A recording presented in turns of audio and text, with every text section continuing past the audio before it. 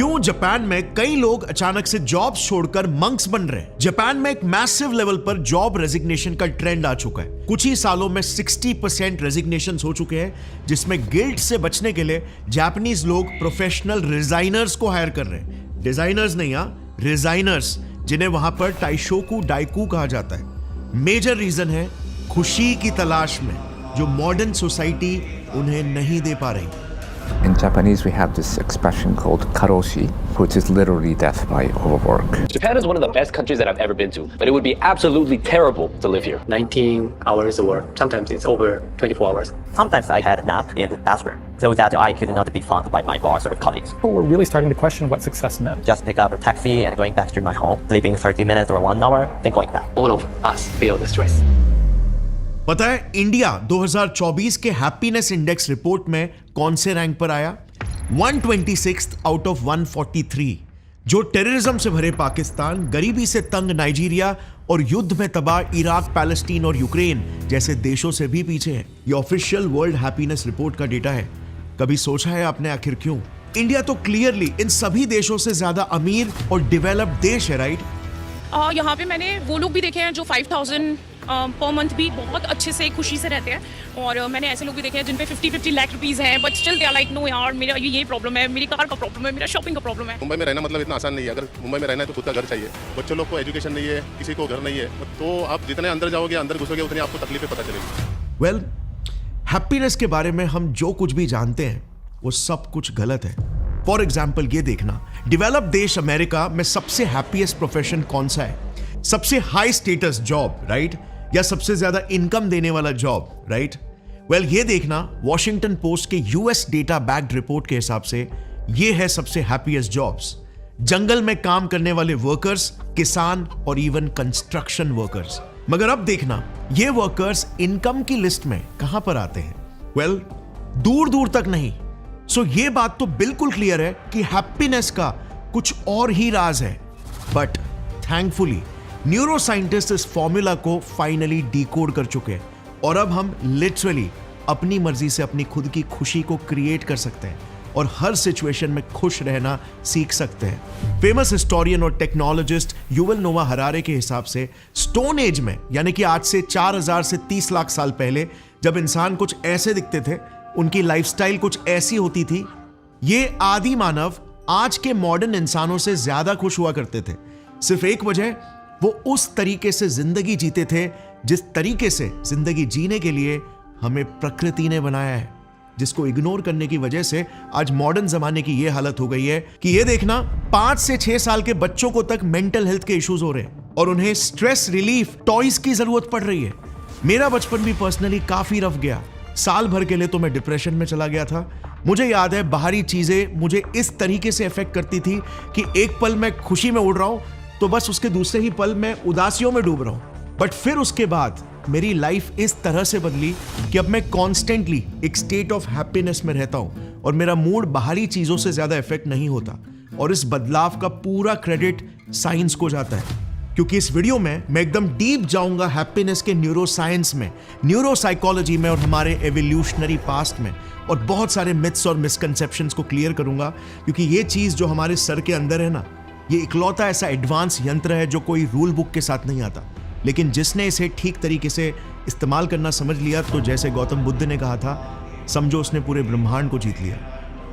But हम सिर्फ इसे समझेंगे ही नहीं, बल्कि हम प्रैक्टिकली इस नॉलेज को कैसे यूज कर सकते हैं अपनी लाइफ को हैप्पियर देन एवर बना पाने के लिए, ये भी डिस्कस करेंगे। आज से 540 मिलियन सालों पहले एक ऐसी घटना घटी जिसे the big bang of evolution कहा जाता है, क्योंकि 4 बिलियन साल पुरानी पृथ्वी पर बस सिर्फ 15 से 25 मिलियन सालों के अंदर ही 99.9% जीव जो हमें आज दिखते हैं कि पूर्वज पलक झपकाते ही जन्म ले चुके थे।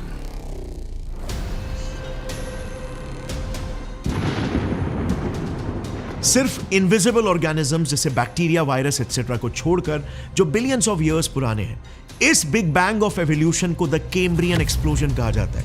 और इसी घटना के बाद से ही पहली बार हमारे प्राचीन रिश्तेदारों ने जिंदगी को महसूस करने की काबिलियत हासिल की। जन्म हो चुका था रीढ़ की हड्डियों वाले वर्टिब्रेट्स का। इस जीव को जरा देखना, यह है हमारे प्राचीन कजिन्स और लैम्प्रेस के पूर्वज माइलोकुनमिंगिया और हाइकोइक्थिस। ये है हमारे सबसे प्राचीन रिश्तेदार जिन्होंने इतिहास में पहली बार ऐसा दिखने वाला 3 पार्टेड ब्रेन डेवलप कर लिया था, जिस सिंपल से स्ट्रक्चर में बसने वाला था सारे खुशी और गम का एहसास। देखो, कैम्ब्रियन एक्सप्लोजन के पहले जो भी जीव हुआ करते थे ना, वो किसी रोबोट की तरह थे। उनके मूवमेंट के पीछे कोई फीलिंग या मोटिवेशन नहीं हुआ करता था, बस सिर्फ किसी रिफ्लेक्स एक्शन की तरह वो कुछ लिमिटेड ही मूवमेंट्स कर पाते, जैसे लाइट सेंस करके उसके तरफ या उससे दूर भागना, जिसे फोटोटैक्सिस कहते हैं बाय द वे, या किसी केमिकल के तरफ या उससे दूर भागना, कीमोटैक्सिस। इनका शरीर बस एक नर्व्स के जाले की तरह था, बिना कोई सेंट्रलाइज्ड प्रोसेसिंग स्ट्रक्चर के, और इसीलिए कोई स्टिमुलस मिलते ही ये बिना उसे इंटरनली प्रोसेस किए सीधा ऑटोमेटिक रिफ्लेक्स एक्शन ले लेते। इनमें कोई अपना खुद का इंटरनल स्टेट नहीं क्रिएट होता। बट हमारे प्राचीन रिश्तेदारों का ये नया 3 पार्टेड ब्रेन और स्पाइनल कॉर्ड वाला स्ट्रक्चर जैसे ही मिलकर एक सेंट्रलाइज्ड नर्वस सिस्टम बना, अब इससे ये जीव बाहरी इंफॉर्मेशन को अपने अंदर ले सकते थे, जिन्हें इनका ये सेंट्रलाइज्ड नर्वस सिस्टम प्रोसेस करेगा और अंदर एक इंटरनल केमिकल स्टेट क्रिएट करेगा, जो केमिकल स्टेट ये जीव एक इमोशनल स्टेट की तरह एक्सपीरियंस करेंगे और उसी के आधार पर एक्शन लेंगे। डर, भूख, प्यास, सेक्सुअल ड्राइव जैसे सेंसेशंस इनका बॉडी अब फील कर सकता था, जिन फीलिंग्स के जन्म ने इन्हें सरवाइव करने में ट्रिमेंडस एडवांटेज दिया। कैसे? वेल, एक मछली जो भूख महसूस कर पाएगी, वो उस फीलिंग के वजह से अनजान पानियों में खाने की तलाश में जाएगी और अपना पेट भर पाएगी। डर की वजह से वो बड़ी मछलियों से अपनी दूरी बनाकर अपनी हिफाजत कर पाएगी, और सेक्सुअल ड्राइव की वजह से वो रिप्रोड्यूस करके अपनी तादाद बढ़ाएगी। जन्म हो चुका था ब्रेन के अपने एक केमिकल ऑपरेशनल सिस्टम का, जिसे चलाने लगे ये 4 मुख्य केमिकल्स और सिग्नलिंग मॉलिक्यूल्स, जिन्हें आज हम न्यूरोट्रांसमीटर्स कहते हैं। ग्लूटामेट, गैबा, एसिटाइलकोलिन और मोनोएमीन्स जैसे डोपामीन, सेरोटोनिन और नॉरएपिनेफ्रिन। ये केमिकल्स इवन आज तक हमारे खुशी, गम और हर किस्म के मूड और एक्सपीरियंसेस को शेप करते हैं। यही केमिकल्स खाने में स्वाद, महक में मिठास, म्यूजिक में एहसास और जिंदगी में रंग भरते हैं। हम सिर्फ डोपामीन को ही मेंटल हेल्थ का हीरो समझते हैं, इसे दिमाग का प्लेजर केमिकल बुलाते हैं, मगर trust me, most of the लोग डोपामीन के बारे में जो कुछ भी जानते हैं वो गलत है। पहला तो डोपामीन आपको प्लेजर नहीं देता, and I will prove it to you. Secondly, pleasure अलग होता है और हैप्पीनेस अलग होता है। मोस्ट ऑफ द लोग प्लेजर को हैप्पीनेस समझकर एक बड़े से ट्रैप में फंस जाते हैं, जिसके बारे में मैं आपको आगे बताऊंगा। और नंबर 3, डोपामीन तो सिर्फ पूरी कहानी का एक छोटा सा किरदार है। हैप्पीनेस और प्लेजर में दूसरे न्यूरोट्रांसमीटर्स का भी मेजर रोल होता है, मगर क्योंकि हम उन्हें इग्नोर कर देते हैं, इसलिए हमारी खुशी भी इग्नोर हो जाती है। जानना चाहते हो फिलोसोफर्स जैसे गौतम बुद्ध, जिसे एनलाइटनमेंट कहते थे, उन्हें अपने दृश्य से दुनिया कैसी दिखाई देती थी? वेल, आज मैं पूरी कोशिश करूंगा उस दृश्य की एक झलक आपको भी दिखाने की, जिसके लिए हमें सबसे पहले मॉडर्न न्यूरोसाइंस और हमारे ब्रेन डेवलपमेंट के इतिहास में जाना होगा। 500 मिलियन सालों पहले एक बेसिक ब्रेन डेवलप हुआ, जो मिलियंस ऑफ ईयर्स के एवोल्यूशन के बाद आज ऐसा दिखता है। शुरुआत से ही ग्लूटामेट न्यूरोट्रांसमीटर हमारे दिमाग का सबसे मेन हीरो बना, जो आज तक हमारे न्यूरॉन्स की मेन करेंसी है। एक न्यूरॉन से दूसरे न्यूरॉन तक कोई भी इंफॉर्मेशन सिर्फ ग्लूटामेट के सिग्नलिंग के जरिए ही पहुंचती है। इस क्लिप को जरा देखना, आपको कॉन्स्टेंटली दिमाग में थॉट्स आते रहते हैं, राइट? ये वही थॉट्स है, इलेक्ट्रिकल इंपल्सेस। यस, हमारा दिमाग रियल इलेक्ट्रिसिटी से काम करता है, एक इलेक्ट्रिकल सर्किट की तरह। मगर देखो, जैसे एक सर्किट में ट्रांजिस्टर्स स्विच का काम करते हैं ना, ऑन या ऑफ होकर इलेक्ट्रिसिटी के फ्लो को रेगुलेट करते हैं, ग्लूटामेट एग्जैक्टली इन्हीं ट्रांजिस्टर्स का काम करता है। ग्लूटामेट एक न्यूरॉन से दूसरे न्यूरॉन के बीच इंफॉर्मेशन ट्रांसफर के स्विच को ऑन करता है, जिससे थॉट्स और इंपल्सेस एक न्यूरॉन से दूसरे न्यूरॉन्स में ट्रांसफर होते हैं। How interesting our brain is. Information तो इलेक्ट्रिसिटी से ट्रांसफर हो रही है, बट स्विचेस का काम न्यूरोट्रांसमीटर केमिकल्स कर रहे हैं, क्योंकि अलग अलग केमिकल्स ब्रेन के इलेक्ट्रिकल फायरिंग्स को अलग अलग सिग्नल्स के थ्रू कंट्रोल कर सकते हैं। और इलेक्ट्रिसिटी हमें थॉट्स और सोचने की स्पीड देती है। इमेजिन करो, ये आपका ब्रेन है, जिसे हम कहेंगे टेस्ट ब्रेन, लेट्स एज्यूम आपके ब्रेन में सिर्फ एक ही न्यूरोट्रांसमीटर ग्लूटामेट है। अब आपको कैसा फील होगा? Well, nothing. सिर्फ आपको थॉट्स आएंगे but you will feel absolutely nothing, एकदम इमोशनली डिटैच्ड, और आप उन थॉट्स पर एक्ट भी नहीं कर पाओगे। मगर फिर जुड़ा हमारा दूसरा hero neurotransmitter GABA, gamma aminobutyric acid, जो बेसिकली ऑफ स्विच की तरह काम करता है, यानी इंफॉर्मेशन ट्रांसफर को ब्लॉक करता है। यह भी जरूरी है, वरना कॉन्स्टेंटली अगर न्यूरॉन्स फायर करते रहेंगे तो वो बर्नआउट हो जाएंगे, जिसे साइकोलॉजी की भाषा में स्ट्रेस और एंजाइटी कहते हैं। सो अब हम आपके टेस्ट ब्रेन के कुछ रीजन्स में गैबा को ऐड करते हैं। अब देखना, ये उन रीजन्स में कई न्यूरॉन्स की फायरिंग को स्टॉप करवा देगा और आपके ब्रेन को एक ज्यादा बैलेंस्ड स्टेट देगा।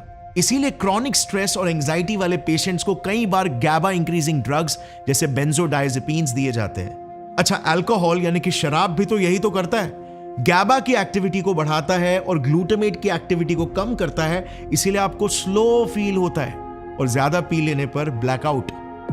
जो काम याद है एनेस्थीसिया भी करता है, बेहोश या एनेस्थीसिया भी गैबा रिसेप्टर्स पर ही काम करते हैं। अब कई सारे हैप्पीनेस इंड्यूसिंग ड्रग्स एक्चुअली में एंजाइटी को ही कम करते हैं, या तो ग्लूटामेट सिग्नलिंग को स्लो करके या तो गैबा के लेवल्स को ब्रेन में बढ़ाकर। अब ये काम ना यूजुअली नेचुरली हमारे दिमाग का हैप्पीनेस केमिकल करता है, जिसे मैं आगे रिवील करूंगा कि वो क्या है, बट इसी की कमी की वजह से यूजुअली एंजाइटी क्रिएट होती है। फिर जुड़ता है हमारे दिमाग में हीरो नंबर 3 और सबसे मिसअंडरस्टूड हीरो, डोपामीन। देखो, अब तक हमारे टेस्ट ब्रेन में ग्लूटामेट की वजह से थॉट्स तो बहुत आ रहे हैं, मगर उन थॉट्स का हमारे लिए कोई मीनिंग ही नहीं, हम उनसे एकदम डिटैच्ड है। बट डोपामीन के ऐड होते ही कुछ थॉट्स अचानक से अब हमारे दिमाग में एक इमोशनल डिजायर क्रिएट करने लगते हैं, वांटिंग और मोटिवेशन क्रिएट करने लगते हैं उन्हें परस्यू करने का। अब ध्यान से सुनना, इवन अगर वो रिवॉर्ड एक्चुअल में प्लेजरेबल ना भी हो तो। Yes, dopamine is all about wanting and not about real sensory pleasure, या फिर एक्चुअली लाइकिंग समथिंग।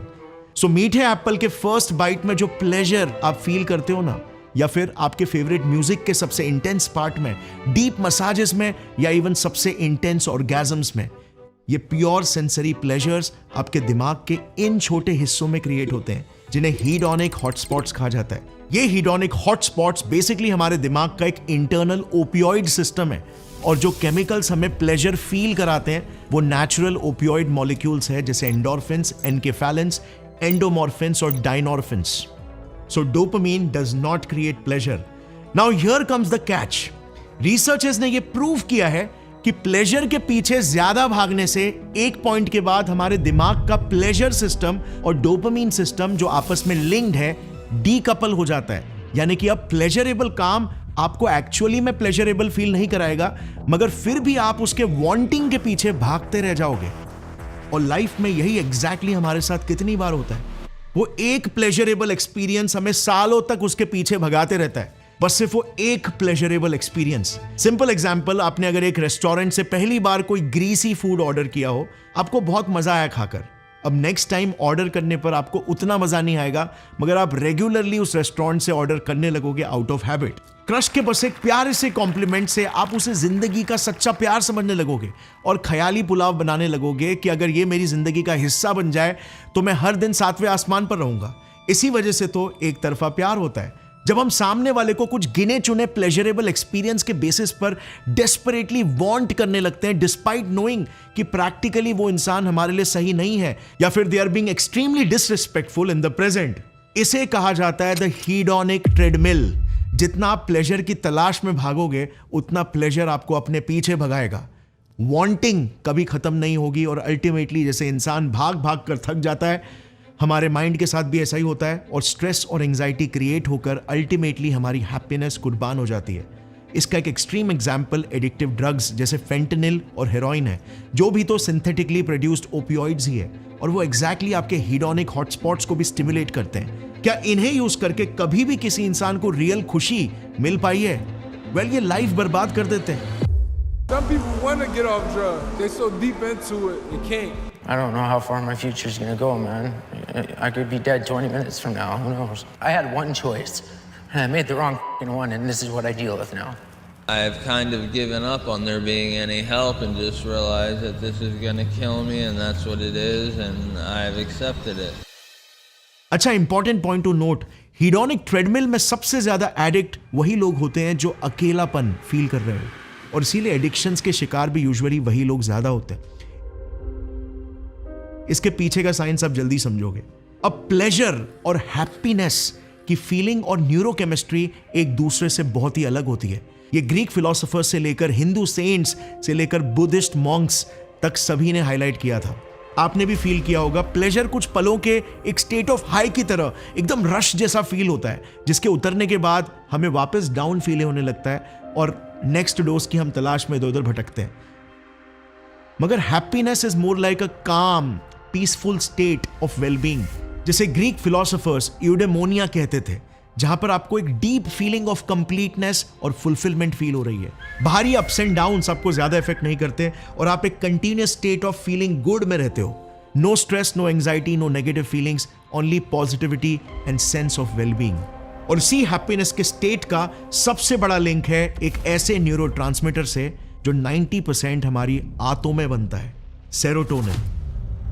देखो, सेरोटोनिन आज से बिलियंस ऑफ साल पहले एक जीव में सिर्फ एक ही कारण के लिए बना था, होमियोस्टेसिस की फीलिंग, यानी कि feeling of balance and wellbeing. Cambrian explosion युग के दौरान भी पहले के जीव सेरोटोनिन के बेसिस पर बाहरी एनवायरनमेंट को स्कैन करके फूड और रिसोर्स अवेलेबिलिटी के आधार पर एक अंदरूनी स्टेट ऑफ वेलबींग क्रिएट करते थे, जिससे एक इंटरनल हेल्दी और balance state of wellbeing create होता। नोट, डोपामिन जहां पर वांटिंग क्रिएट करने के लिए था, सेरोटोनिन सेंस ऑफ वेलबींग के लिए इवॉल्व हुआ। But here comes a big turning point. आज से कुछ लाख सालों पहले ही जब हम इंसानों ने 50 से 100 लोगों के कबीलों में रहना शुरू किया, एक बहुत बड़ी प्रॉब्लम आनी शुरू हो गई। कबीलों में लोग अक्सर बहुत ही ज्यादा सेल्फिश और एग्रेसिव होने लगे, जो ग्रुप से ज्यादा खुद का सोचते। मगर प्रकृति का इशारा बिल्कुल साफ था कि घने जंगलों में सरवाइव कर पाने के लिए हमें एकजुट होकर, मिलकर लाइक अ टीम काम करना होगा। और इसीलिए ब्रेन और बॉडी के सेरोटोनिन लिंक्ड रीजन्स तेजी से एक्सपैंड होने लगे, इंसानों में एक फीलिंग ऑफ काम, कंटेंटमेंट एंड हैप्पीनेस डेवलप करने के लिए, जिससे हम एग्रेसिव जीव एक साथ खुशी से कोऑपरेट करके सरवाइव कर सके। और इसीलिए इवन आज तक हार्वर्ड के एक 25 साल तक चले रिसर्च के अनुसार खुशी का सबसे बड़ा रीजन है हमारे रिलेशनशिप्स और सोशल इंटीग्रेशन, क्योंकि सेरोटोनिन द हैप्पीनेस केमिकल इसीलिए इवॉल्व हुआ। कैसा फील होता है अगर आपके खिलाफ ग्रुपिज्म हो रहा हो या आपको जानबूझकर इग्नोर किया जा रहा हो? एंग्शियस और सैड, राइट? आपके सेरोटोनिन लेवल्स ड्रॉप होने लगते हैं, ब्रेन इसे सिवियर स्ट्रेस की तरह परसीव करता है। सेरोटोनिन के लेवल्स हमारे हैप्पीनेस से इस तरह लिंक्ड है कि लो सेरोटोनिन का होना डिप्रेशन कॉज करता है, और इसीलिए तो इसे मिटिगेट करने के लिए डॉक्टर्स SSRIs यानी selective serotonin reuptake inhibitors prescribe करते हैं। और साथ में क्या कहते हैं? बाहर निकलो, फ्रेंड्स को मिलो, सोशलाइज करो। अच्छा, याद है सेरोटोनिन ओरिजिनली बॉडी में होमियोस्टेसिस क्रिएट करने के लिए बना था, यानी एक स्टेट ऑफ बैलेंस, और यही है हैप्पीनेस का दूसरा राज। विजुअलाइज करो, ये आपके फीलिंग्स का न्यूट्रल स्टेट है, एक न्यूट्रल सा बेसलाइन। अब आपने हीडोनिक प्लेजर अनुभव किया, एक बड़ा सा स्पाइक आया जो कुछ मिनटों से घंटों के लिए टिका, और अब देखना न्यूट्रल स्टेट भी आपको स्लाइटली डिप्रेस्ड फील होगा क्योंकि वो नीचे है, जबकि न्यूट्रल स्टेट तो एक्चुअली में न्यूट्रल था ना, जो कि अब सैड स्टेट जैसा फील हो रहा है। और आपको यही एक्सपीरियंस और भगाएगा प्लेजर की तलाश में, क्योंकि आपके हाइज अब लोज होते जा रहे हैं। अब सेरोटोनिन लिटरली न्यूरोकेमिकली इन इमोशनल अप्स एंड डाउन्स को मॉड्यूलेट करता है, बैलेंस करता है, जिससे आपका मूड स्टेबल रहता है। But here comes a catch. अगर आप कॉन्स्टेंटली हीडोनिक ट्रेडमिल में दौड़ रहे हो, अपनी लाइफस्टाइल में प्लेजर को प्रायोरिटी बना रहे हो, तो आपका ब्रेन सेरोटोनिन की एक्टिविटी को डाउन रेगुलेट कर देगा, क्योंकि डोपामिन और सेरोटोनिन हमारे ब्रेन के कई पार्ट्स के रिसेप्टर्स में कंपीट करते हैं, दोनों बीइंग मोनोएमिन्स, यानी कि very high dopamine is equal to low serotonin. और इसीलिए कई सारे फिलोसोफर्स अक्सर ऐसा कहते आए हैं कि happiness is a choice, you have to let go of your wants and wanting to start experiencing happiness. Happiness is a commitment. It's not dependent on what you have and you haven't. It's simply, I am determined to be happy. But यही तो है सबसे बड़ा problem. आज हम एक purely capitalistic dopamine boosting world में रह रहे हैं जहां पर हर एक चीज ऑप्टिमाइज्ड है आपको हीडोनिक ट्रेडमिल में भगाने के लिए। हर कोई ब्रेन वॉश्ड है काम सैटिस्फैक्शन की जगह पर वांटिंग फॉर मोर के लिए, even if you already have enough. So क्या इसका मतलब ये जितने भी हाई अचीवर्स हैं जैसे इलॉन मस्क, अंबानी या जो भी आपके आइडियल है, ये सब गुमराह है और हीडोनिक ट्रेडमिल में भाग रहे हैं? वेल, यहीं पर आता है एक बहुत ही क्रूशियल सा इंपॉर्टेंट सा नुआंस। ये बात सच है कि बहुत सारे सक्सेसफुल लोग एक्चुअली में गुमराह है और वो इसी हीडोनिक ट्रेडमिल के लूप में फंसे हुए हैं। और पैसा और फेम और पावर, और वो दूसरों को भी इन्फ्लुएंस करके गुमराह कर रहे हैं। मैं खुद हो गया था। And I will crack the Matrix. Have you ever seen a college professor with an S53 and a McLaren and a Lambo and an Aston Martin standing next to a Porsche? No, you've never seen any of this. I know how to make cash. But actual में जो लोग hyper successful और सबसे top पर है ना, ये लोग दिखने में लग सकता है कि ये पैसे या फेम के लिए ये सब कर रहे हैं, बट ये एक इंपॉर्टेंट चीज पर फोकस कर रहे हैं जो साइंटिफिकली आपके सेरोटोनिन लेवल्स और आपकी हैप्पीनेस को कई गुना बढ़ाने के लिए प्रूव्ड है। इनफैक्ट ये हैप्पीनेस को बूस्ट करने का दूसरा सबसे बड़ा साइंटिफिक तरीका है आफ्टर रिलेशनशिप्स, और वो है purpose, responsibility. Jio took India from number 158 in the world to number 1 in the world in 8 years. Global health as our big thing. Still, we have 5 million kids who die under the age of 5. Coming up with new drugs and vaccines and getting them out to all the kids in the world. That's our main thing. You people have called you the real Tony Stark. Okay, you've got your finger in so many different advanced technologies. Well, I'm trying to do good things, yeah. Our second biggest thing is all in the US, which is trying to help improve the education system here. Bill Gates एक लंबे अरसे के लिए number 1 richest person of the world रहे। आज वो कहां पर है? लिस्ट देखना, यहां पर कहीं नीचे 12th नंबर पर। जबकि माइक्रोसॉफ्ट आज भी दुनिया की सेकेंड मोस्ट वैल्यूएबल कंपनी है और उन्हीं के कंपनी के एक एम्प्लॉई स्टीव बॉलमर आज बिल गेट्स द फाउंडर से भी ज्यादा वेल्दी है 9th नंबर पर। नाउ दिस इज बिकॉज़ पिछले 25 सालों में बिल गेट्स ने 8 लाख करोड़ से भी ज्यादा पिछड़े लोगों की भलाई और डेवलपमेंट के लिए डोनेट किए हैं। और अभी जस्ट ही उन्होंने अनाउंस किया कि 2045 तक वो अपना बचा हुआ सारा पैसा यानी कि 16 लाख करोड़ रुपए भी डोनेट करके ही मरेंगे। I sat down with Bill Gates for an exclusive interview where the billionaire revealed he is giving away 99% of his money. By deciding to spend all this money in the next 20 years, we can get a lot more done. आखिर क्यों? I know most of the लोग कहेंगे कि ये PR है या फिर tax saving loophole है। Well, टैक्स सेविंग का तो पता नहीं, मगर ये प्रकृति का सबसे बड़ा लूपहोल है। प्रकृति किसी को भी मुफ्त की खुशी नहीं देती। Everyone has to earn it every day, फिर चाहे आप अरबपति ही क्यों ना हो। और इसीलिए तो सारे अरबपति मरते दम तक अपना काम करते रहते हैं। वो अरबों होने के बाद भी हैप्पीनेस को नहीं खरीद सकते। पैसा सिर्फ एम्प्टी प्लेजर को खरीद सकता है जो नमकीन पानी की तरह कभी भी सैटिस्फाइंग फील नहीं होगा। देखो, कैपिटलिज्म का अबंडेंस जस्ट हाल ही में 200-300 साल पहले ही आया है, जिसके बाद ही इंसान अरबपति बनकर मैसिव वेल्थ और रिसोर्सेस एक्यूमुलेट करने लगे। मगर इंसानी दिमाग तो लाखों साल पहले की परिस्थिति के हिसाब से बना है और अभी भी ऐसा चल रहा है। पहले जब हम जंगली कबीलों में रहा करते थे तब ये अरबों के रिसोर्सेज जमा करने का कॉन्सेप्ट ही नहीं हुआ करता था, बल्कि हम मिलकर रोज खाना ढूंढते या शिकार करते और फिर मिल बांट कर हंसी खुशी उसे खाते। कबीले और हमारे साथियों के मदद की वजह से ही हम अपना पेट भर पाते और इसी कबीले को ही हमें इन रिटर्न अपना कोऑपरेशन और कंट्रीब्यूशन देना पड़ता। और प्रकृति हमें सेरोटोनिन का आशीर्वाद देती हैप्पीनेस और हाई सेल्फ एस्टीम के रूप में, क्योंकि सेरोटोनिन याद है इवॉल्व ही ग्रुप कोऑपरेशन और सर्वाइवल को बढ़ाने के लिए हुआ था। टॉप पर जो लोग हैं वो हैप्पीनेस का ये सीक्रेट जानते हैं और इसीलिए उनका मेन मकसद पैसा या फेम कमाना नहीं, बल्कि एक ऐसा पर्पस है जिससे वो अपने इस बड़े से कबीले यानी कि दुनिया को इन रिटर्न कुछ वैल्यूएबल दे रहे हैं, उनकी लाइफ्स को बेहतर बना पा रहे हैं और तब जाकर कहीं वो अपना रोजाने की खुशी को अर्न कर पा रहे हैं। इसीलिए कोई भी अरबपति या सक्सेसफुल इंसान कभी भी रिटायर नहीं होता। जैसे रतन टाटा जी, वो मरते दम तक अपनी ड्यूटी और रिस्पॉन्सिबिलिटी को निभा रहे थे, जबकि उनकी 100 पुश्तें हीडोनिक ट्रेडमिल का आनंद उठा सकती थी, but he chose a life of purpose and adding value to society.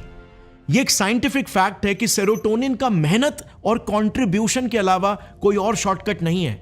Serotonin is self esteem and happiness, और इसीलिए एक मेहनती मिडिल क्लास किसान एक लेजी अमीर इंसान से ज्यादा खुश हो सकता है। और एग्जैक्टली ऐसा हो भी तो रहा है। आज कई क्रेडिबल रिपोर्ट्स ऑफिशियली ये दिखा रहे हैं कि construction workers, forest workers, farmers consistently happiness के सर्वेस में दी हैप्पीएस्ट रिपोर्ट हो रहे हैं। ये लोग सबसे ज्यादा खुश इसीलिए हैं क्योंकि they are living a life of purpose, hard work and contribution.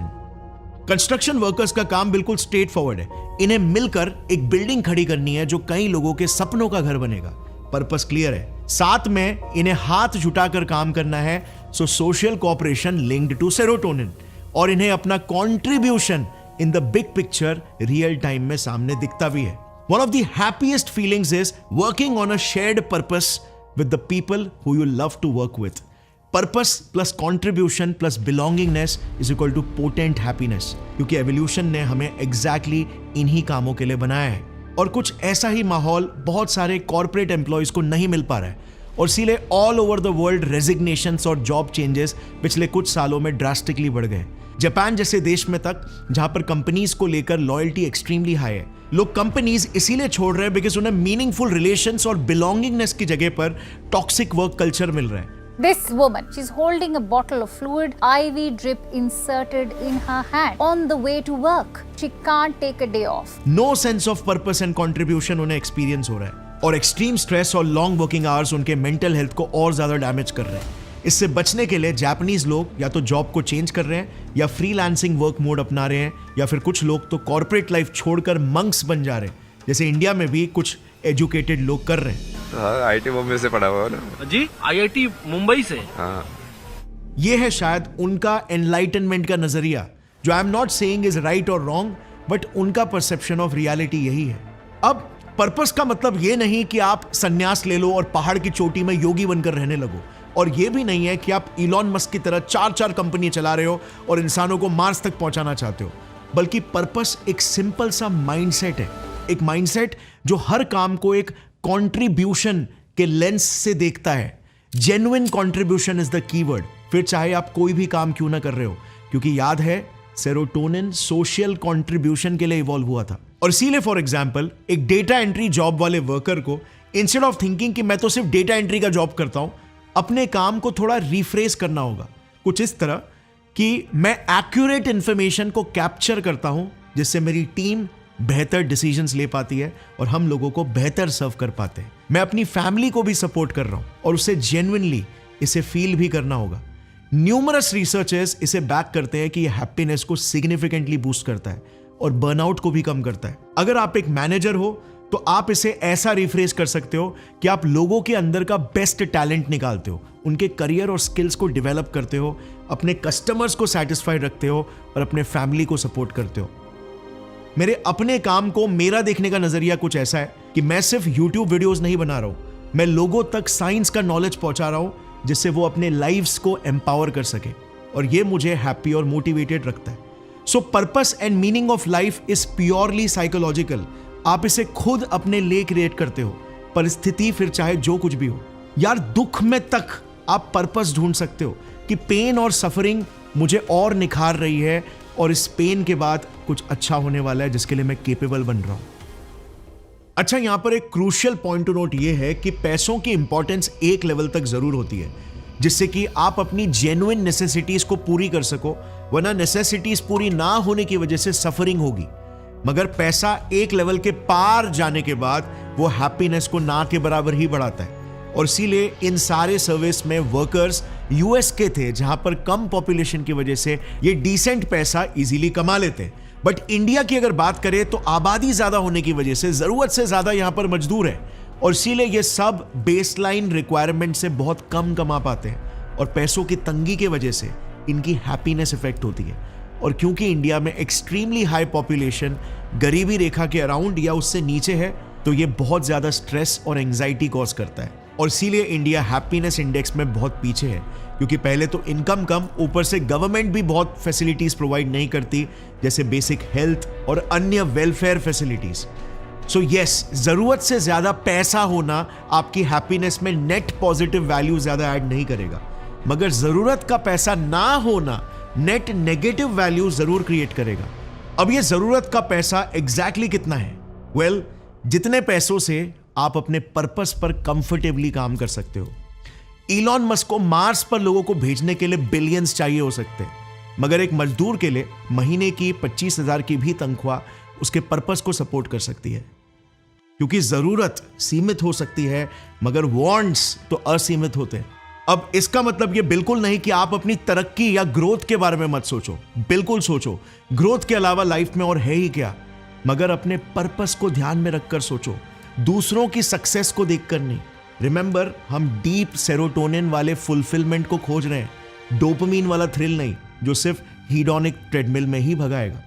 सो अब हमने लॉन्ग टर्म खुशी की तो बात कर ली। अब मैं आपको सिर्फ 3 मगर ऐसे साइंटिफिक तरीके बताऊंगा जिससे आप शॉर्ट टर्म में भी सेरोटोनिन को 50% तक बूस्ट कर सकते हो, मतलब एक पावरफुल एंटी डिप्रेसेंट के लेवल तक। इन तीनों एक्टिविटीज को आपको अपने रूटीन में डालना है लॉन्ग टर्म हैप्पीनेस वाले चॉइसेस के साथ, and you will be on a powerful path to a happy life. 2013 में कुछ डिप्रेस स्टूडेंट्स को एक्सपेरिमेंट के तौर पर एवरीडे कुछ मॉडरेट कार्डियो एक्सरसाइजेस करने को कहा गया था और सेरोटोनिन लेवल्स को ट्रैक किया गया। 50% तक का इंक्रीज देखने को मिला in just as much as 8 weeks. और इसीलिए एक्सरसाइज आपको बहुत पॉजिटिव फील कराता है। वंस अगेन, हंटर गैदरर्स बहुत फिजिकल मूवमेंट किया करते थे, जो आज तक हमारे ब्रेन को रिसोर्सेस सिग्नल करता है, hence uplifting serotonin. At least 5 days a week 45 minutes exercise, cardio plus weights आपको हैप्पीनेस के साथ साथ लिस्ट भर के बेनिफिट्स देगा, जस्ट बिकॉज ये हमारे पुराने हंटर गैदरर लाइफस्टाइल का एक पार्ट था। नंबर 2, डे लाइट का आपके हैप्पीनेस से डायरेक्ट लिंक है, क्योंकि डे लाइट डायरेक्टली हमारे आंखों के लाइट सेंसिटिव सेल्स के जरिए रैफ न्यूक्लियाई को एक्टिवेट करता है, जो ब्रेन का 10% सेरोटोनिन प्रोड्यूसिंग रीजन है। मगर यह बहुत खास है क्योंकि यही सेरोटोनिन सीधा आपके सेंट्रल नर्वस सिस्टम को एक्टिवेट करता है, मतलब huge impact on your neuropsychology. और इसीलिए क्लाउडी वेदर्स में ज्यादा लोग डिप्रेशन का शिकार होते हैं और डॉक्टर्स डिप्रेस मरीजों को घर के अंधेरों में बंद नहीं बल्कि बाहर निकलने के लिए बोलते हैं। अच्छा, सेरोटोनिन बाद में मेलेटोनिन में भी कन्वर्ट होता है, जो बेसिकली स्लीप हार्मोन है। और अच्छी गुड स्लीप और एक अच्छी डीप स्लीप मूड और हैप्पीनेस के लिए कितनी जरूरी है, ये मुझे बताने की भी जरूरत नहीं है। So just see how serotonin homeostasis को मेंटेन करता है। नंबर 3, इस इमेज को जरा देखना। ये जो कंगी जैसे सेल्स आपको दिख रहे हैं ना हमारे गट में, ये है एंटेरोक्रोमैफिन सेल्स, सेरोटोनिन तैयार करने वाली फैक्ट्रीज। 90+% सेरोटोनिन हमारे गट्स में प्रोड्यूस होता है, और इसीलिए पेट खराब तो मूड खराब। एक अच्छा डाइट आपके मूड को 48 आवर्स तक लिफ्ट करके रख सकता है, क्योंकि serotonin molecules long half life की वजह से बॉडी में 48 आवर्स प्लस तक एक्टिव रहते हैं। बट मॉडर्न लाइफ का एक और बड़ा प्रॉब्लम, हम वो सारा खाना खा रहे हैं जो हमारे लिए बना ही नहीं है। आज से लाखों साल पहले हंटर गैदरर राइस नहीं उगाते थे, सीड ऑयल्स नहीं खाते थे, और रिफाइंड पैकेज्ड फूड्स तो बिल्कुल भी नहीं। आज हमारा पूरा डाइट का कॉन्सेप्ट ही एक्सट्रीमली मिसलीड हो चुका है, इस हद तक कि अगर मैं आपको कहूं कि रोटी, राइस या इडली डोसा रोज खाना सही नहीं है, तो आप मुझे ही कमेंट्स में गाली दोगे कि ये तो हमारा कल्चर है, क्या बोल रहे हो। बट फिर ऐसा क्यों है कि आज भी हंटर गैदरर्स में हार्ट डिजीजेस 5 से 10 गुना कम है, डायबिटीज और ओबेसिटी ना के बराबर है, और कैंसर्स जैसे ब्रेस्ट कैंसर्स 100 टाइम्स कम है। हम 50 लाख सालों तक हंटर गैदरर्स रहे हैं, कल्चर तो सिर्फ मैक्सिमम 10,000 साल ही पुराना है। हमारा नेचुरल डाइट क्या होना चाहिए? कल्चर से ज्यादा इन्फ्लुएंस या हमारे हंटर गैदरर लाइफस्टाइल से और साइंस से? मैंने एक पूरा डिटेल्ड वीडियो बनाया है इस टॉपिक पर with all evolutionary history and scientific researches कि हमारा रियल नेचुरल डाइट एक्चुअली में क्या है, क्या मैक्रो न्यूट्रिएंट्स की हमें जरूरत है और कहां से हमें वो मिल सकता है। ये हर किसी को जानना बहुत जरूरी है कि हम एक्चुअल में क्या खाने के लिए बने हैं, क्योंकि हमारा डाइट हमारे हेल्थ में सबसे मेजर रोल प्ले करता है, और डाइट की वजह से ही 100 बीमारियां होती है या हम उनसे बचते हैं। जस्ट थिंक अबाउट इट, हम अपने पेट को कभी भी बिस्किट्स नहीं खिलाएंगे, बट खुद के पेट में 100 अननेचुरल चीजें जरूर डालेंगे, जस्ट बिकॉज हमारे कल्चर, सोसाइटी या फिर कैपिटलिस्टिक दुनिया जो माल बेचना चाहती है ने हमें कन्विंस कर लिया है। Bad unnatural diet is equal to bad gut bacteria and low serotonin is equal to unhappiness. अच्छा, इस वीडियो को एंड करने से पहले मैं एक बात को क्लियर कर दूं कि ऐसा नहीं है कि डोपामिन इज ऑल बैड।